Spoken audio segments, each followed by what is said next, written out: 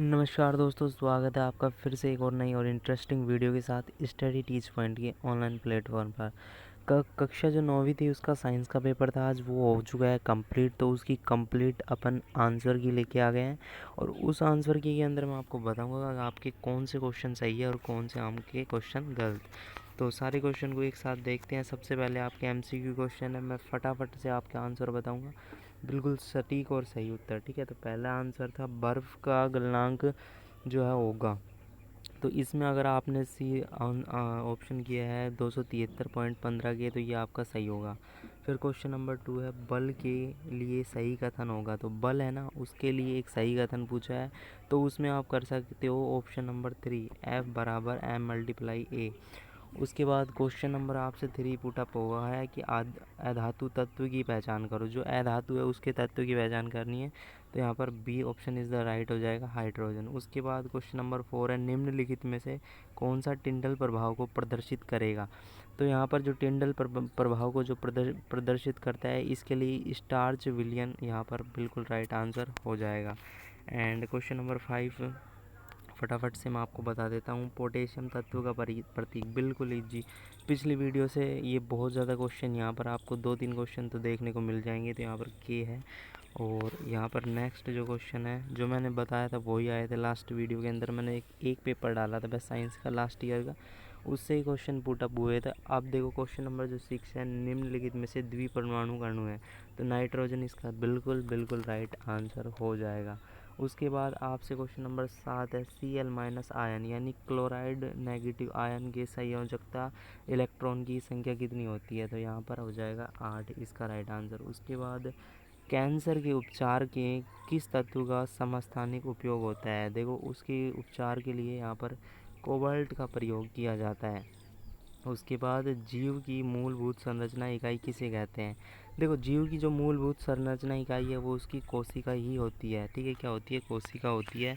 और उसके बाद क्वेश्चन नंबर 10 का आंसर आप लगा लीजिएगा, प्रोटीन का संश्लेषण स्थल होता है। संश्लेषण स्थल यानी कहाँ से संश्लेषण होता है, इसके अंदर अंतर्द्रव्यी जाली का। ठीक है, उसके बाद क्वेश्चन नंबर 11 आपके रिक्त स्थान की स्टार्टिंग हो चुकी है यहाँ पर। तो पादप कोशिका भित्ति मुख्यतः खालिस्तान पदार्थ से बनी होती है। तो पहले के अंदर आ जाएगा आपका, आपने अगर सेल्यूलोज किया है ना, सेल्यूलोज, ठीक है, सेल्यूलोज, तो आपका यहाँ पर बिल्कुल ठीक आंसर हो जाएगा। एंड क्वेश्चन नंबर 12 है यहाँ पर, पादप की पत्तियों में स्थित छोटे छोटे छिद्र खालिस्तान कहलाते हैं। तो इन्हें क्या कहते हैं, रंध्र। क्या कहते हैं, रंध्र। ठीक है, क्या कहते हैं, रंध्र। ठीक है, उसके बाद क्वेश्चन नंबर जो यहाँ पर 13 है, वाहनों के ईंधन के रूप में खालिस्तान पदार्थ का प्रयोग होता है। देखो ईंधन का मतलब है जिससे वो चलते हैं, तो यहाँ पर आ जाएगा पेट्रोल।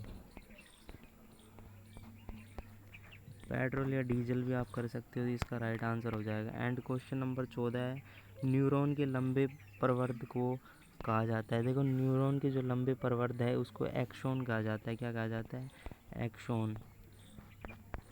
ठीक है, एक्सॉन कहा जाता है उसको। एंड क्वेश्चन नंबर यहाँ पर है 15, किसी वस्तु के वेग में परिवर्तन की दर को कहते हैं। देखो किसी वस्तु के जब वेग है में उसकी परिवर्तन की दर को क्या कहते हैं, त्वरण। क्या कहते हैं, त्वरण कहते हैं, बिल्कुल राइट आंसर हो जाएगा। एंड किसी वस्तु के भार उसके उसके समानुपाती होता है। तो यहाँ पर आ जाएगा द्रव्यमान के, किसके, द्रव्यमान। ठीक है, द्रव्यमान की क्या होता है, समानुपाती होता है। तो इस तरह ये कुछ क्वेश्चंस थे। फिर क्वेश्चन नंबर 17 आपको एक बार देख लेना है।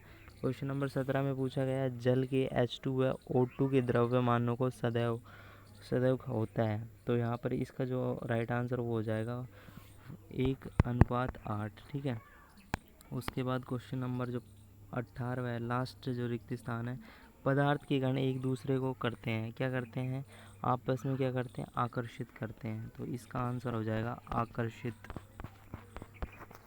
ठीक है, उसके बाद क्वेश्चन नंबर जो 18 है, ये 1 लाइन के क्वेश्चन है, एक ही नंबर के। इनको आपने अच्छे से पढ़ा और किया है। लास्ट वीडियो से ही काफ़ी ज़्यादा क्वेश्चन आपको देखने को मिले हैं। जैसे कि पहला है, पदार्थ विभिन्न अवस्थाओं के नाम लिखिए। जैसे कि आप इसमें लिख सकते हो ठोस, द्रव्य, गैस। ठीक है, उसके बाद क्वेश्चन नंबर 20 है, द्रव्य धातु का नाम लिखिए।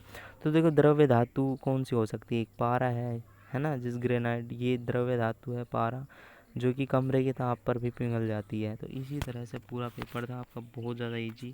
ये 1 नंबर के क्वेश्चन है, फिर कुछ बड़े क्वेश्चन। तो इनका आंसर नेक्स्ट वीडियो में मिलेगा। जय हिंद, जय भारत।